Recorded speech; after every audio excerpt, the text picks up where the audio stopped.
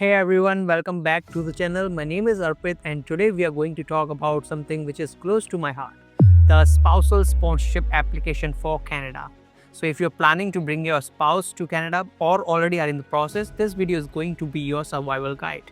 From the confusing forms to uploading hundreds of documents, I've been there and I've made mistakes. I've also learned from the lessons and finally got it right. So in today's video, I'll share the top 10 mistakes which you must avoid with real examples from my own experience. So grab a coffee, take notes, and let's get started. Point number 1 is the incomplete application package. This is the most obvious yet very common mistake. IRCC gives you the checklist document. It's called IMM 5533. Follow it like a sacred document. Missing one form, one signature, or a small piece of evidence can get your entire application returned. This form has some checkbox for each and every forms you might need for your application. It also has the list of documents you are supposed to upload. And it also has the checkboxes for the signatures to remind you that where you and your partner must sign. Also, when you create the account on this portal and provide the basic details in the beginning, it will give you the customized list of forms you must submit. But still, the IMM 553 checklist document is the one which you must follow. And don't just follow this, you need to completely fill this checklist document and upload it along with other forms. There is a video on my channel in which I have shown you that how you can fill the IMM 5533 form and be sure that your application package is not incomplete. Also, I know someone from the comment section, they forgot one signature in IMM 5532 form and their entire application was returned after 3 months. All because of this single mistake. So make sure that you check each and everything you fill on the forms, check all the signatures and even the dates. Basically, do not leave anything blank. If something is not applicable in your case, just write NA or not applicable in that place to avoid any confusion. And do a double or triple check before the final submission. Well, number 2 is the incorrect or inconsistent information. IRCC is very detailed oriented. If your timeline doesn't match or your forms contradict each other, they'll notice. For example, under the employment history, you mention a date saying that you were in one city in year 2023 working for a company. But under the address history, you mentioned a different city in the same year because you were working from home. So in these type of situations, you must provide the explanation in a separate letter of explanation. What I'm trying to say is that all the dates and timelines you must provide throughout the forms and documents should match with the kind of story you are conveying or the kind of information you are providing in this application. Another example could be like in the form IMM 5532, there are some questions in the part C, mainly question 3 and 4. People often get confused with. In my case, I said no for the question 4, which was if you are not living together, have you visited each other during your relationship? And I also provided the explanation for why not. Then in the checklist document IMM 5533, part B, question 7A, proof of sponsor's visit. We checked this box because which asked to provide boarding passes for the proof of visit. And if we did not visit each other, then provide the explanation in IMM 5532 part C question 4. So this was contrary information, and to deal with this, we provided the letter of explanation as you can see on the screen. So my request here is to be honest and precise when filling such details. And if you think that your answer need more explanation, then add those points in the letter of explanation. Now point number 3 is the insufficient relationship proof. Having just a marriage certificate is not enough. IRCC wants to see that your relationship is genuine and ongoing. So there are mainly 2 documents which you must provide to prove that. One is the proof of contact and the second one is proof of relationship. Well, under the proof of contact, you need to provide your chat history, your call logs, your emails to each other and so on. The purpose to provide this document is to prove that you and your partner know each other for a while and are still in touch with each other through various platforms like WhatsApp, Facebook or Gmail.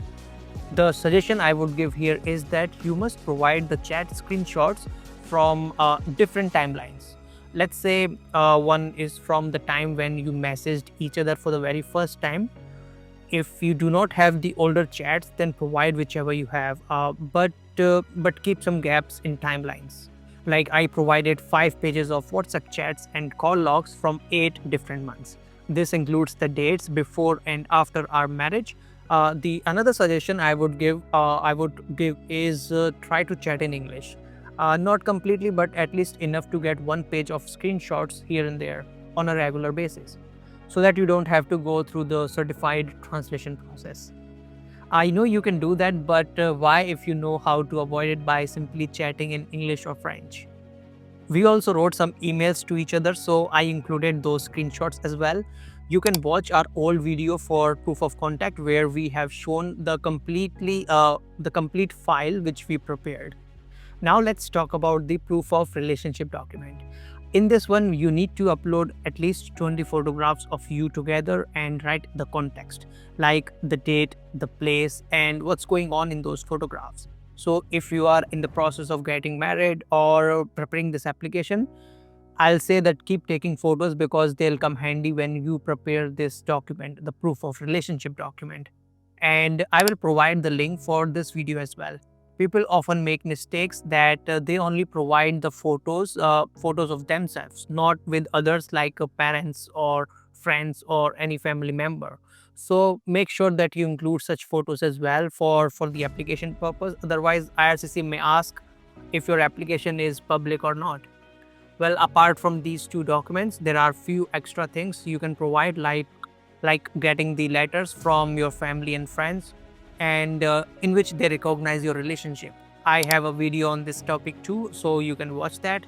You can also provide the details of your joint accounts if you have any, or any past cohabitation proof if you have lived together for a while, and the name of your partner on your insurance policies or spouse name in the passport and so on.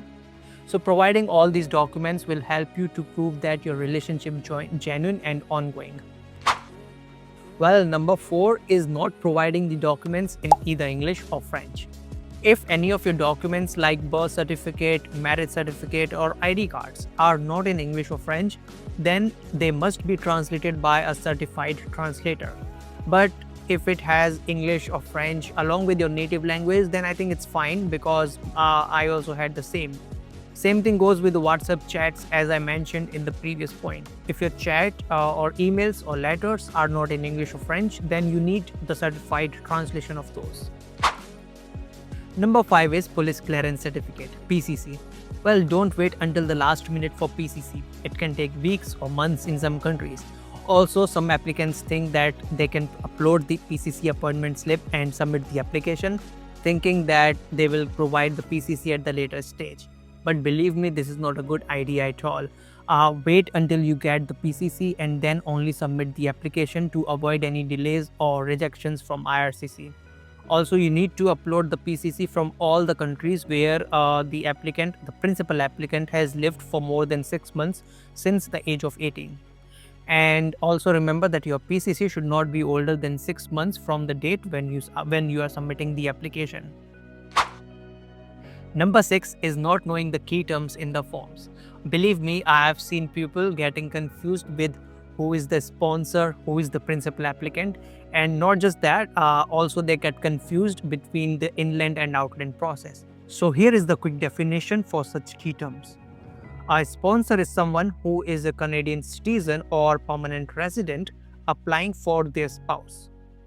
The principal applicant is the spouse who is being sponsored, meaning the one who is not a PR yet. The inland applications are those when the principal applicant is already inside Canada, and the outland applications are those when the principal applicant is living outside of Canada. So these are some basic definitions. This will help you to understand the forms and who should fill the particular details. For example, the form IMM 1344. If you don't know who is the sponsor and who is the principal applicant, you will be having some trouble there. And not just with that one form, but throughout the application. Also, few people ask in the comments that who needs the birth certificate, whose education documents need to be uploaded. So if you know who is who, then it will make the whole process easier for you. Another mistake many people make is not updating IRCC about their life changes. Well, life happens and you move to a new city, get a new passport, or have a baby. But if you don't inform IRCC about these changes, it can mess up your application. For example, when my wife came to Canada for on travel visa, I called IRCC. I explained the situations about her address change from India to Canada and requested to update this information in our file. So if something changes, even a small thing, it is recommended that you inform IRCC via call or web forms. Number 8 is regarding the finances. While spousal sponsorship doesn't require a specific level of income, you still need to prove that you are financially capable of supporting your spouse. So make sure that sponsor provides the employment details, source of income, pay slips, and even the notice of assessment, which is a must document. If you are new to Canada and for some reasons you don't have the NOA, the notice of assessment, then write a detailed explanation. In my case, I provided my offer letter, the employment confirmation letter, the pay stubs, and the notice of assessment. These documents will help to prove that the sponsor is capable of providing the basic needs to the principal applicant once they move to Canada. Number 9 is using the outdated IMM forms, meaning the older version of the forms. This one seems silly, but it's real. Using outdated forms is one of the reasons applications are being returned. For example, sometimes people just type the form name in the browser and download the old version of the form from an unofficial website and use that for their application. Well, result, the application will be rejected without any processing. So make sure you always download the forms from your application portal on the IRCC website. Also, before you submit the application, make sure you still have the latest version, since IRCC might release a new version before you submit. And finally, the last point I want to highlight today is, since all the applications are now online, the quality matters. Blurry scans, rotated pages, or uploading incorrect file formats will get you in trouble. I know that the limit is 2 MB per document, which is very less, but you can compress a document to a level where the size is just under 2 MB and also not blurry. The information should be legible there. There are some tricks on how to compress the document without losing the quality, but I'll talk about it in some other video. So make sure that the files you are uploading are clear and legible, and of course under the 2 MB file size limit. So these were the top 10 mistakes to avoid when applying for spousal sponsorship application in Canada. I know that this can feel overwhelming, but trust me that with careful planning and double checking every detail, you can do it. And if you are currently applying or have already applied, share experience in the comments section below. I read and reply to everyone. Additionally, I have a complete IMM guide on the channel which you can watch and follow along. If you found this video useful, then share it with someone who is also going through the same process. And remember, the journey may be long, but it's worth it.